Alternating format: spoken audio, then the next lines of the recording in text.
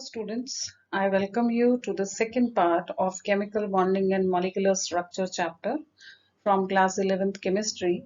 And in this part, we will be learning in detail about valence shell electron pair repulsion theory and valence bond theory, basics of it. In 1940, Sidgwick and Powell, these were the two scientists who proposed a simple theory, and that was based on the repulsive interactions. That means the electron pairs present in every molecule. These electron pairs may be lone pairs or bond pairs. So they are going to repel each other because of same charge, and that gives rise to this particular theory, which explains that how these repulsive interactions are going to balance somewhere, and wherever you have minimum repulsions, that particular arrangement will be the most stable arrangement for that molecule. And this theory was further developed and redefined by Neom and Gillespie in 1957. The main postulates, I'll go through them one by one quickly, because when you apply it, actually then you understand it better. So they said that the shape of molecule depends upon the electron pairs. As I told you, they may be bond pairs or they may be non-bonded electron pairs on the central atom, that is lone pair. So we will write LP for it. Pairs of electrons repel one another since their electron clouds are negatively charged. So similar charges repel. And these pairs of electrons, they tend to occupy such positions in space that minimize repulsion and maximize the distance between them. Only then we can say that it is a stable arrangement. The valence shell is taken as a sphere, and the electron pairs localizing on the spherical surface have maximum distance from one another. That arrangement should be kept in mind. A multiple bond, if it's double or triple bond, that will be treated as if it is a single electron pair. When you are discussing or explaining the geometry or shape of the molecule, then you have to consider 2 or 3 electron pairs between two atoms, that is double or triple bond between any two atoms as single.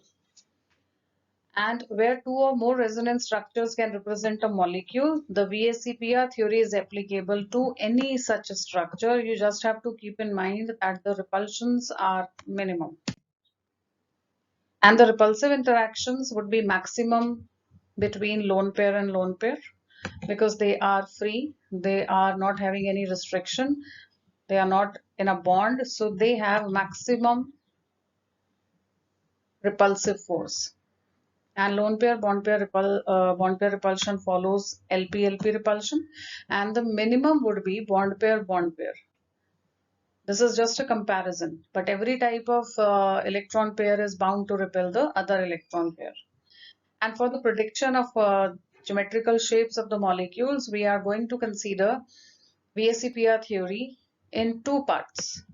First part would be where the central atom is not having any lone pair on it. And the second would be the central atom has one or more lone pairs on it, because it's going to change the geometry and shape of the molecule. So this is the first table given in NCERT. A part of that table. We'll consider the examples one by one. So I'm just telling you to start with VSEPR that you have to see the total number of electron pairs. As I told you, first we are considering where no lone pair is present on the central atom. So if you have a central atom which is shown as A here, and you have 2 bond pairs on it, number of electron pairs only 2, and both of them are bond pairs. So in this table only bond pairs we are discussing. So the maximum distance between any two electron pairs would be when they are at 180 degrees. So it has to be linear shape. Now how will the question come? They will give me any example of this type and ask me that what would be the shape and geometry. Then I should have an idea to which group beryllium and this mercury belong. If I know that beryllium, for example, belongs to second group, then it has two valence electrons and both the electrons are involved in bonding. So there is no lone pair. It is falling in the AB2 category. That's why it is linear. Same way, if you have three bond pairs, so maximum distance between three electron pairs or three bonds would be when they are at 120 degree from each other. All these angles are 120 degree. So it's a perfect trigonal planar structure. And the example would be BF3, AlCl3, because boron, aluminium, they belong to group 13. So they have three valence electrons each and they are using their valence electrons for bonding with fluorine. So this would be the structure of BF3. In these examples where the central atom is not having any lone pair of electrons on it, the shape and geometry of the molecule is going to be same. So here molecular geometry as well as shape would be linear for AB2, trigonal planar for AB3, and same way if you have four bond pairs, so the maximum distance, but the only thing is here it's not possible to keep all the four bonds in the same plane. If I keep them in the same plane, A in the center and these four in the same plane like this, it is called square planar geometry. And in this, each angle is going to be 90 degree. But if I change the plane, if I can shift the molecule, the bond of the molecule in the other plane, then the angle is increasing from 90 degree to 109.5. This is called tetrahedral geometry and shape. So here the angle is more. That's why repulsions are less. So this is more stable arrangement. Examples are CH4 and NH4 plus ammonium cation, because nitrogen has 5 valence electrons. So when it is making bond with 3 hydrogens, it will use 3 electrons and fourth electron pair, which was lone pair, will be shared with hydrogen. We'll do the details later. So here you have carbon and nitrogen.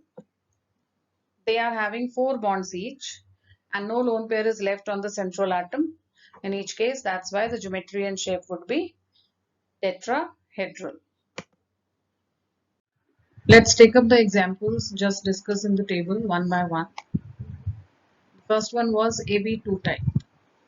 In AB2 type, we have A at the center. Suppose I take the example of beryllium chloride because we just discussed it. Beryllium in the center, and it is bonded to fluorine atoms on each side. One atom on each side. Now the color and size of these atoms, this is just a depiction. So this is not the exact size. I am just giving you the idea of the arrangement. So I am taking it like this. So suppose you have this arrangement AB2, A is Be and B atoms are Cl atoms. This is linear because there is no lone pair present on the central atom beryllium. So the maximum possible distance between the two fluorine atoms would be when they are at 180 degree from each other. So if this is linear geometry and shape and this angle is 180 degree. Now the next type is AB3 type of molecules. In AB3 type, A is in the center and it is bonded to 3 B atoms. There should not be any lone pair on the central atom. So we will choose an example where the central atom belongs to such a group that they have 3 valence electrons. So you can take boron, aluminium. So I am taking here the example of BF3. In BF3, boron is at the center. It has 3 valence electrons and it is sharing the 3 valence electrons with 1 fluorine each. So it makes 3 bond pairs around the boron in BF3. The molecule appears like this and you can imagine very well that there is a single plane in which these 3 bonds are placed. That's why we can easily say that whenever you have AB3 type of arrangement, it has to be trigonal. If you join them, you will get trigonal planar. It's in the same plane. And the angle total is 360 degree in a circle. So you divide it by 3. That will be 120. So the angle becomes 120 degree. All these angles, 1, 2 and 3. These 3 angles are 120 degree each. Here comes the next one, AB4 type. Now AB4 type means I have to choose something which has 4 valence electrons. So we can take carbon, we can take silicon. Why 4 valence electrons? Because it has to make bond with 4 B atoms, right? So 4 valence electrons, this is the easiest way I am telling you. When you do these simple examples and then you move on to the next type where you have examples like 2 atoms are making double or triple bond. So in that case, the number of valence electrons will not be restricted to the number of B atoms attached to A, right? But we are doing the simple ones first to understand. So here, if I take the example of CH4, carbon in the center, and these 4 white ones can be taken as hydrogens. So when you see this molecule carefully, then you will see that all the bonds are at exactly same distance, or it will be better to say they are at same angle from each other. You hold it from any bond, flip it on any side, you will get the same arrangement. This is called tetrahedral arrangement. In this, if you suppose take this as the axis, this bond moving through the center of carbon, this is the axis around which we were flipping it. It was moving like this around it, right? So when it is moving like this, you will see that these 3 remaining bonds, they are appearing like the base of a tripod stand. So that is the arrangement. Then if you make this axis, then the remaining 3, they can be imagined as the base of a tripod stand. So here in them, the angle will be exactly equal, 109.5 degrees. So this is tetrahedral geometry and tetrahedral shape. Now the next 2 in this table. The table that we are discussing right now is the table where all the molecules are having such atom in the center which is not having any lone pair on it. So this is AB5 type. AB5 type, PCl5, a very common example. So here you have phosphorus which has 5 valence electrons. So it is making 5 bonds. Now you can see that here you have 3 bonds in the same plane. Suppose this is the plane which is perpendicular to the screen, and in the screen above the perpendicular plane and below the perpendicular plane you have these 2 more bonds.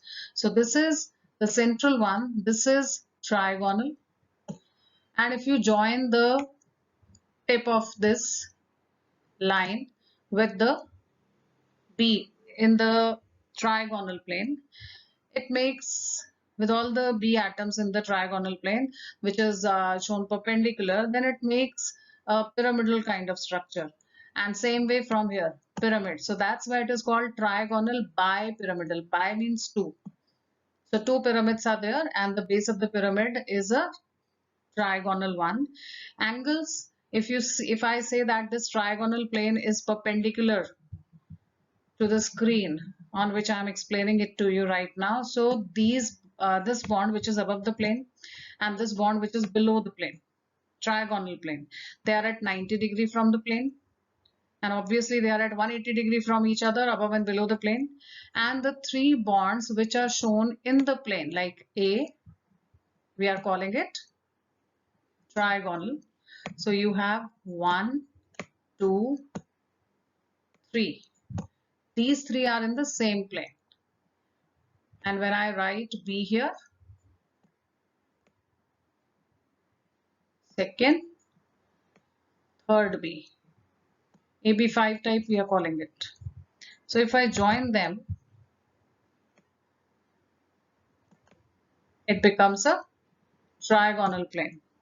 Then above and below the plane you have 2 more bonds as explained here. So those which are in the plane trigonal, they have 120 degree angle. So the angles are also very easy to explain. We don't have to remember it like that. By looking at the structure, we can tell what is the angle. And the last in the table is AB6 type, where you have central atom, sulfur, for example, bonded to 6 other atoms, and there is no lone pair on sulfur. Because sulfur has 6 valence electrons, so this will be the arrangement. It is making 6 bonds. So you have 4 in the same plane. As you can see this plane, 1, 2, 3, and this fourth B, they are in the same plane. And this is above the plane, this is below the plane. When you join them, you get pyramids again. These are having square base.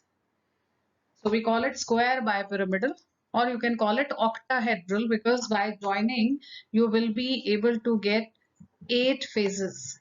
This is, if you join this with the 2 atoms in the plane, this is one phase. Similarly, you will get 3 more phases here on the upper side and 4 on the below side. So total 8. That's why the name octahedral is given to it. And all the angles here are 90 degree. But you have to be careful when I say all the angles. If you are looking at this bond and this, which is exactly opposite, obviously it has to be 180 degree. Otherwise, if you see any of these angles, this one or maybe this one, between any two, then they have to be equal. That is 90 degree. We show it like this. Okay. Now let's understand them by having a look at the spatial arrangement one by one. AB5. In AB5, we have one here, A at the center, and these 5 B atoms are attached to it. Now, if we look at the arrangement and see how it is spinning, you can see the 3. If you see take the middle one as the axis of the molecule, the 3 which are moving around this axis, they are in the same plane. So it becomes trigonal if you simply join them, these 3 which are in the same plane, and with this which is here, and then you come back here. So this proper arrangement would be trigonal. And if I join it from here, this atom this way with the second one which is in the back, the white one, and this is the third one. So it becomes a pyramid kind of thing. Same way when you join it with this one. So it becomes trigonal bipyramidal arrangement. Then the next is AB6 type. The central atom, it has 6 bonds and no lone pair. So here we are showing 6 bond pairs. If you see the spinning, this is the axis around which they are spinning, and these 4, 1, 2, just observe those on which tick is coming, 3, and this is the 4th one. So these 4, they are in the same plane, and when you join them, then you will be getting again the arrangement which is called octahedral, and you join it from the back also, so it will be octahedron arrangement. SF6 is an example. Now the next table is where the central atom in a molecule or ion is having lone pair, 1 or more lone pairs on it. First is AB2E type. In this, 2 bond pairs and 1 lone pair, and these bonds may be multiple bonds also, like the example of ozone is taken up here along with SO2, 2 examples. You have ozone which has a double bond on one side and single bond on the other side, and there is a lone pair on the central oxygen. So even if there is a double bond, but these 2 atoms are bonded together, so this angle will be decided by the arrangement of these bonds on both the sides. It doesn't matter whether it is a single bond or a double bond. And whenever I have to look at the shape and geometry, if there is a lone pair on the central atom, it has to be different. So if you have to arrange 3 electron pairs like here, it has to be trigonal planar geometry always. Trigonal planar. And Shape, when we look at the shape, we have to hide the lone pair because lone pair is definitely contributing in deciding the shape, but shape is because of the bonds which are present there. Lone pair is repelling them. That's why it's not linear shape. So they are coming closer from here and they have an angle which is less than 180 degrees. So the shape is bent. Same way, AB3 E-type, you have 3 bond pairs and you have 1 lone pair. So here the most common example of ammonia. Nitrogen at the center, 1 lone pair and 3 bond pairs. So the geometry, whenever you have to arrange 4 electron pairs around the central atom, it has to be tetrahedral geometry.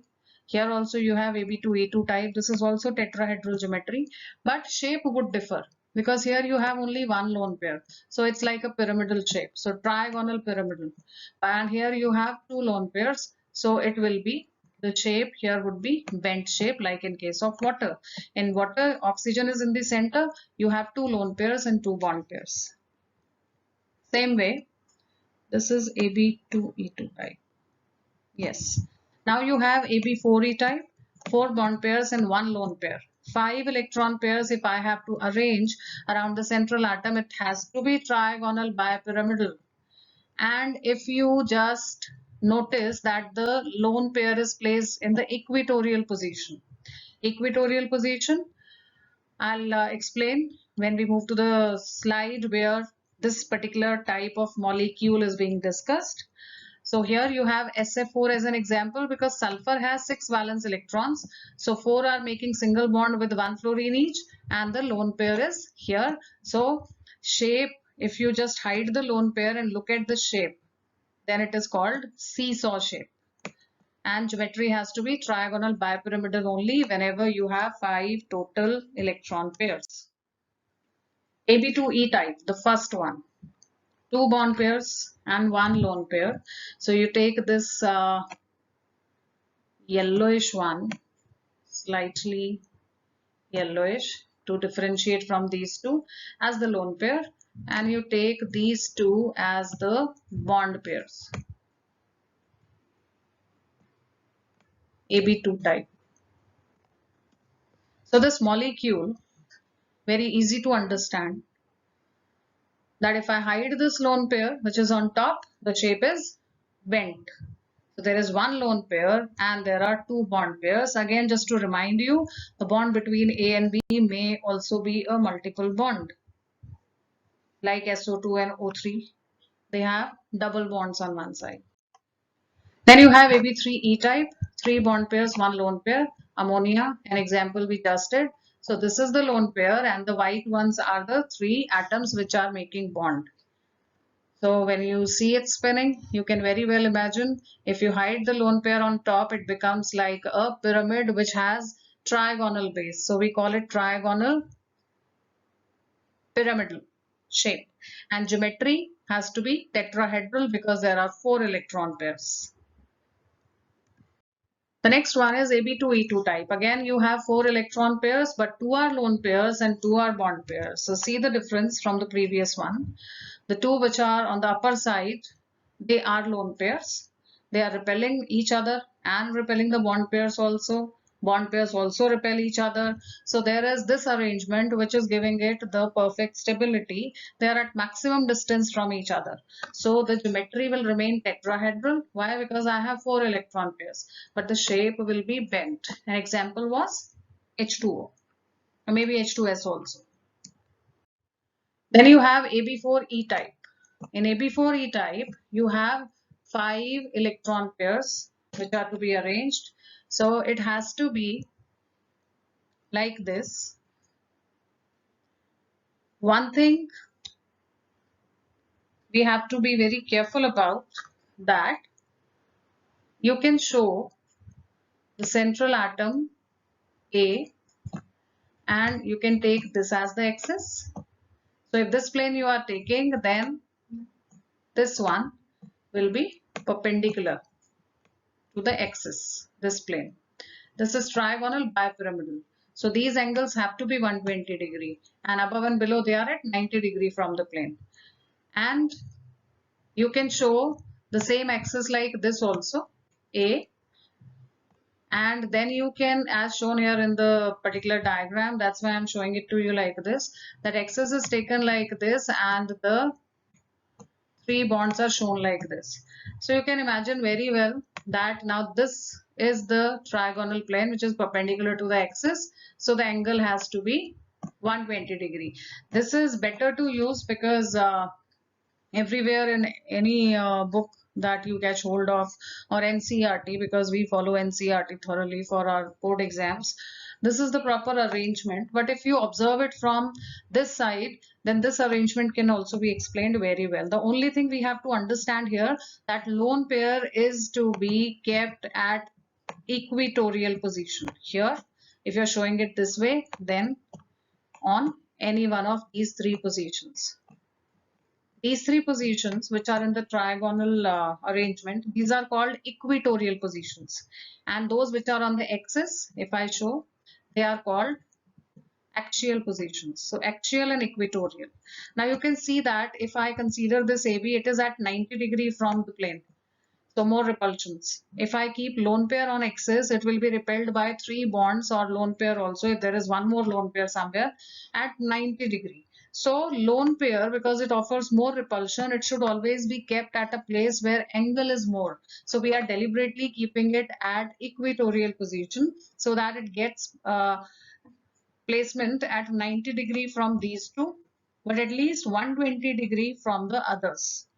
If you compare the two arrangements, then the arrangement in which a lone pair is at 90 degree from three bonds, or when it is at 90 degree from two and 120 from the third one, will be more stable arrangement because of more angle, more distance, more stability. So that's why the equatorial position is always chosen for the lone pair. So you can simply show it like this, as shown in your NCERT also, lone pair, equatorial position, axis, two more equatorial positions, and then if I take SF4 as an example, it will be exactly like this, A, B, 4. So this arrangement they are calling, if you hide the lone pair, this as seesaw arrangement, axis and these bonds which are here. The geometry is trigonal bipyramidal and the shape is seesaw. So in this table we have a few examples like AB3E2 type, where you have three bond pairs and two lone pairs as shown here. An example is ClF3. The central atom, which is A here, that is Cl in this case, is having 7 valence electrons. 2 are lone pairs and 3 electrons are used in making the bond. So total 7 electrons which are arranged like this, 2 lone pairs and 3 bond pairs. So it has to be, whenever I am arranging 5 electron pairs around the central atom, it has to be trigonal bipyramidal. And shape is T, because as I told you earlier too, that when you look at the shape, you have to just look at the bonds. So if I look at these bonds, it is T shape. It's not perfect T actually. When you see the actual structure, it has to be a bent T kind of structure. Reason being, when the lone pairs are there, they will definitely repel each other and in turn will repel the bonds also. So the bonds cannot be exactly in the perfect T shape. T shape can be written, but actually it is not the perfect T. That is just a depiction. Then you have AB5E type, 5 bond pairs and 1 lone pair. Here in the last one, I am taking it simultaneously. You have AB4E2, that is 4 bond pairs and 2 lone pairs. Now notice that in the last two examples, you have total 6 electron pairs. 5 plus 1 and 4 plus 2, right? So whenever I have to arrange 6 electrons pairs around the central atom, it has to be octahedral geometry, as you can see in both the cases here and here. But depending upon the number of lone pairs, this is the lone pair. So if you see the shape, this is a square in a plane and this is above that plane. So when you join, you will be getting a pyramid. So we call it square pyramid. The shape is square pyramidal. Example is BRFI. Very easy to explain that Br again a halogen. Even if I don't remember the atomic number, it's okay. If I know that Br is a halogen, it will be having 7 valence electrons. So 5 are making single bonds and there is a lone pair, total 7. So it has to have a square pyramidal shape and geometry would be octahedral. Same way the last one, it is again octahedral because there are 6 electron pairs and the lone pairs are 2. So I have to keep them exactly opposite to each other to minimize the repulsions. I cannot keep one lone pair here or and the other here in this plane. They will be repelling more.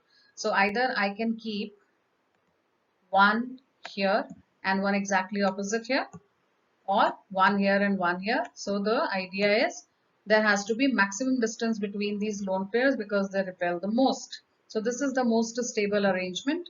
And if you join these atoms which are making the bond with the central atom, it will be square planar shape and geometry would be again octahedral. An example is XeF4. Xe, xenon is a noble gas, but xenon makes many compounds. XeF4 is one of them. And here, if it is noble gas, it has to have 8 valence electrons.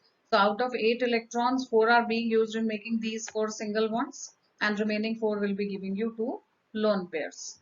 Now something very interesting I want to tell you here, because we are talking about xenon. Xenon makes a compound XeF2 also. XeF2.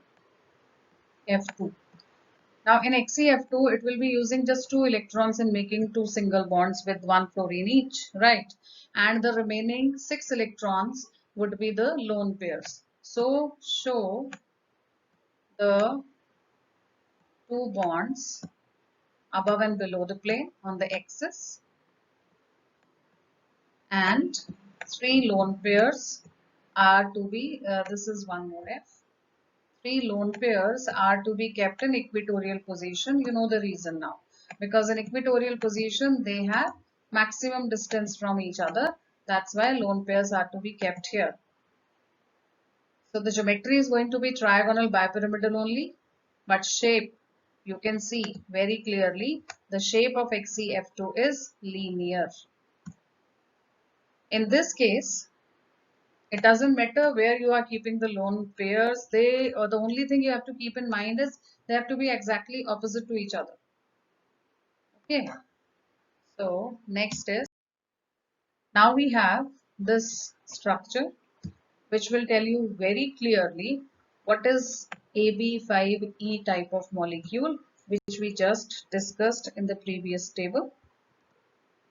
You can see it is moving, and this is the axis along which it is moving. So these 4, the white ones, and this, they are the bond pairs, and this is the lone pair. An example is BRF5, we just discussed. The geometry is going to be octahedral, but the shape is going to be square pyramid. The next is AB4E2 type, 4 bond pairs and 2 lone pairs. You can see that this is a lone pair and this is a lone pair, exactly opposite to each other. And when it moves, it will give you a very clear idea that how the remaining 4 bond pairs are arranged. So if you join them together, these 4, it will be giving you a proper square in the plane which is perpendicular to the plane of this screen. If you imagine the axis in the screen, this axis, then they have to be in the plane which is perpendicular to it, and that makes a proper square. So we call it square plane. Now here we have some interesting questions from the exercise. I have chosen the specific ones because others you can easily do. All the questions are to be done. If you want to do very well in your exams, your school exams or your competitive exams, the 4 chemistry books from class 11th and 12th, NCERT books, are very, very important.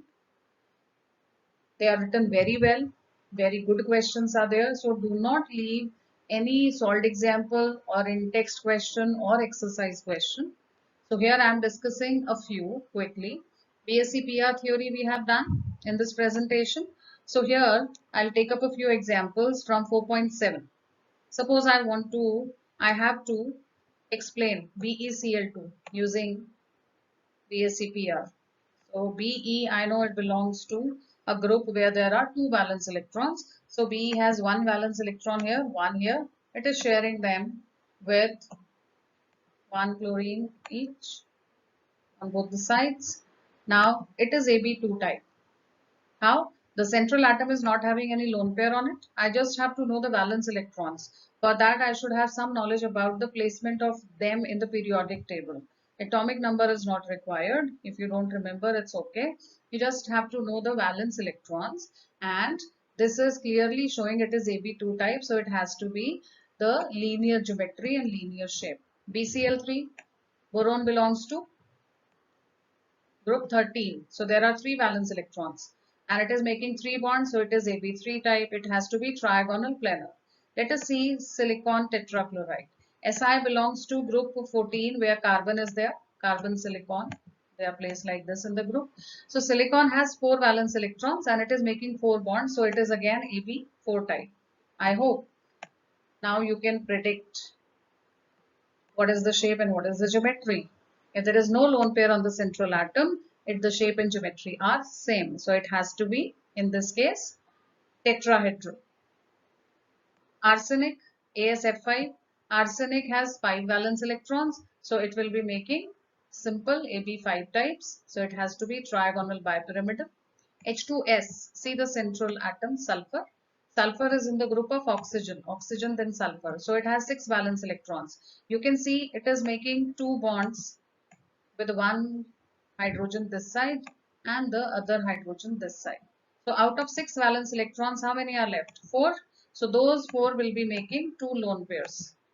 So that's why if the central atom has two lone pairs and two bond pairs, it is just like H2O. So it has to be the proper arrangement according to BSc PR would be for H2O this. Why? Because we have two lone pairs. Exactly same if in place of oxygen you simply put sulfur. Exactly same structure because valence electrons are same. So here in water as well as H2S, the geometry would be tetrahedral, but the shape would be bent shape. Then we have PH3.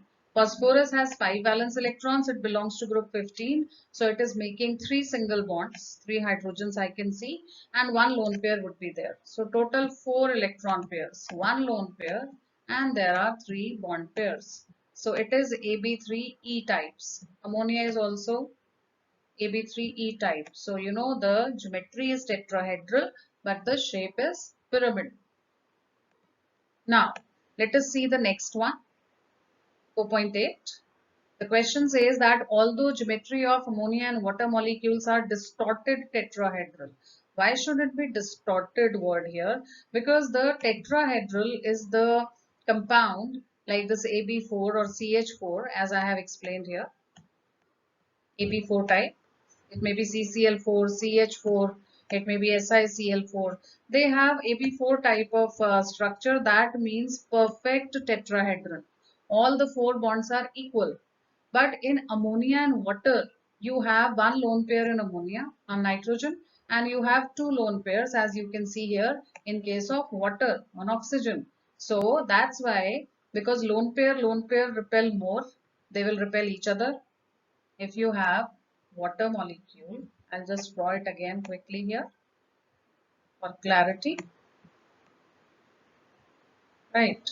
And you have two lone pairs like this. So these lone pairs, they are going to repel each other maximum and in turn they will repel them, bond pairs. So the angle cannot be a perfect angle which is there in the regular tetrahedron. So it is tetrahedron in geometry but it is the distorted one.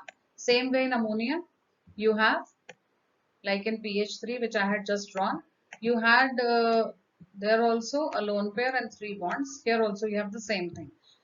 4 electron pairs, tetrahedron geometry, but the shape is pyramidal, and the geometry again can be specified as distorted whenever you do not have all the four electron pairs as bond pairs. Even if there is one lone pair, it has to be a distorted one. Now, the bond angle in water is less than that of ammonia because there are two lone pairs. More repulsion. They repel each other, in turn they repel them. So this angle is lesser, and here it appears the angle is less here, but no, you have to imagine this in 3D. Here the angle will open up. Why? Because the lone pair is only one. It will definitely repel, but repulsions would be less as compared to lone pair repulsion. So the bond angle in case of ammonia is more than the bond angle in case of water. How do you express the bond strength in terms of bond order? Bond order, as I told you, that it tells you about the nature of bond, nature in the sense whether it is a single bond or a multiple bond. So if there is one bond order, it's single bond. Bond order 2, it's a double bond. Bond order 3, it's a triple bond. So obviously, as the bond order is increasing, the bond strength is also increasing because triple bond is stronger than double and double is stronger than single. So these three questions we have just discussed. Next, 4.12. These are all from the exercise I have picked up because others examples which were coming, solved examples and everything I discussed in between. They were in the presentation.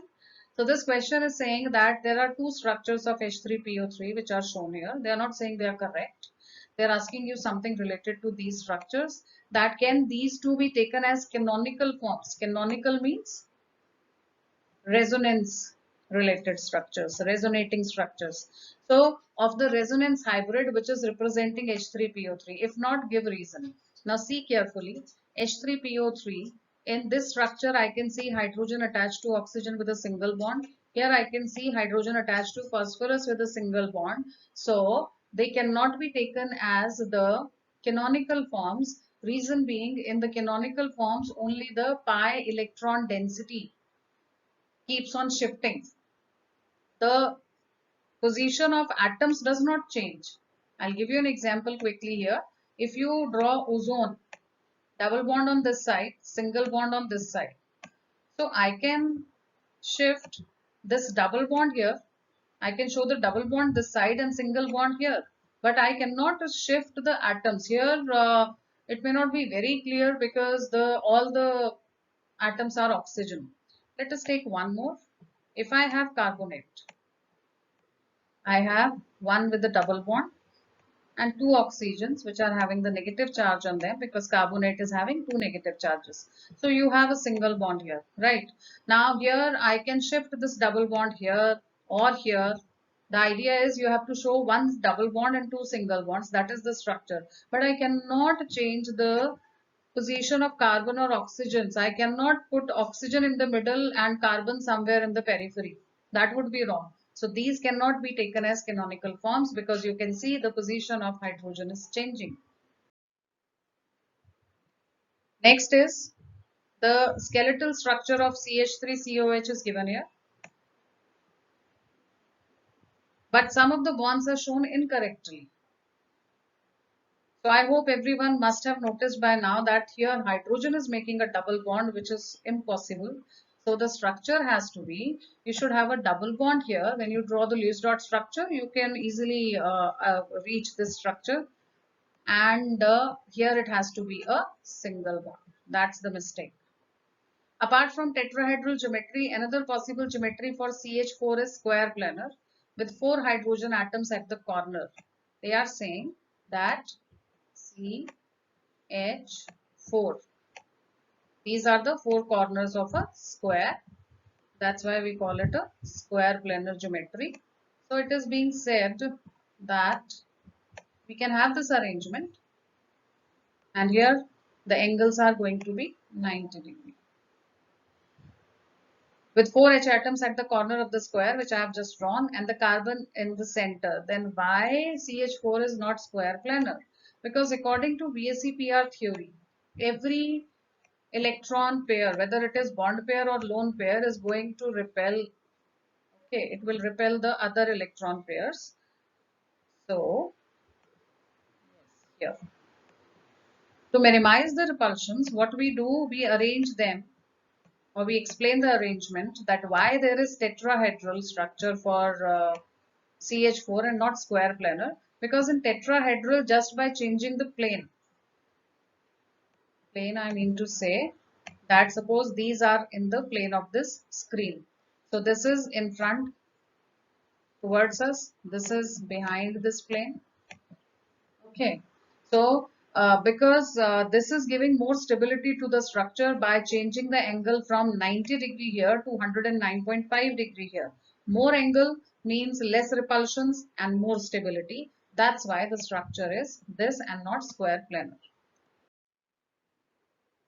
Now let's understand quickly the VBT, valence bond theory, very simple theory. It says that whenever any two atoms, suppose atom A and atom B are coming in vicinity, then what attractive and what repulsive forces are prevailing. That was explained by Hitler and London in 1927, and further it was developed by Pauling.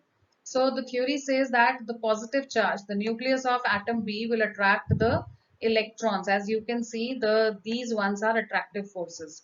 So the nucleus is attracting this electron, and same way the nucleus of A is attracting the electron of the other atom. This is how they are feeling attraction. They are coming close to each other. But when they come close to each other, then these electrons will be repelling each other. You can see the repulsive forces, and the positively charged nuclei will also repel each other. So wherever these attractive forces and the repulsive forces are balanced, there we say the bond formation has taken place. There is a very interesting graph related to it. The graph is this potential energy versus this is with the distance, internuclear distance, which is increasing this way. Now see carefully, they are explaining hydrogen. You can start reading it from this side and move like this, or you can start from here and move in this direction. So let us start and understand that suppose the two atoms were at a lot of distance from each other. R was 300 picometers, and then they started coming closer. Why? Because the nucleus of this atom would be attracting the electrons of this one and vice versa. So when they are coming closer and they are trying to make a bond, this stage comes, you can see now the internuclear distance has decreased. Further it has decreased, and here notice the energy minus 432, or it is 435.8 kilojoules per mole to be precise. So what has happened here? The bond formation has taken place. And when you move away from this side, move away means when you are moving towards left, then what will happen? The internuclear distance will decrease more. So the repulsive forces will be predominating. They will repel more, and this is not a stable arrangement. As you can see, the internuclear distance has decreased, but energy has increased. The graph is going this way. More energy means less stability. So this is the only arrangement where at this distance, if two H atoms are present from each other, the distance between their nuclei is 74 picometer. There the bond formation takes place because it is the most stable arrangement. That means the attractive and repulsive forces are balancing here. If the attractive forces are more, that means still the bond formation has to take place. They are still attracting each other, because once they come closer after a certain limit, the repulsive forces will also come into play more. The repulsive forces between the two nuclei of the atoms and their respective electrons. So this is the depiction that this graph is telling us, that the energy gets released when the bond is formed. When any bond formation takes place, energy gets released, and whenever you have to break any bond, the energy is required. So this equation can be understood like this: hydrogen, 1 mole of H2 taking this much of energy and converting to discrete H atoms in gaseous form, or if two hydrogen atoms, I should say moles of hydrogen atoms, they are combining 2 moles of H atoms to give rise to 1 mole of H2 molecules. Then this much energy, the same amount of energy is released. And here I just explained that how this potential energy and internuclear distance curve can be explained related to VBT. So that's all about this presentation. In the next presentation, we will be discussing hybridization, orbital overlap, along with the NCERT questions. So that will help you definitely. Thank you very much.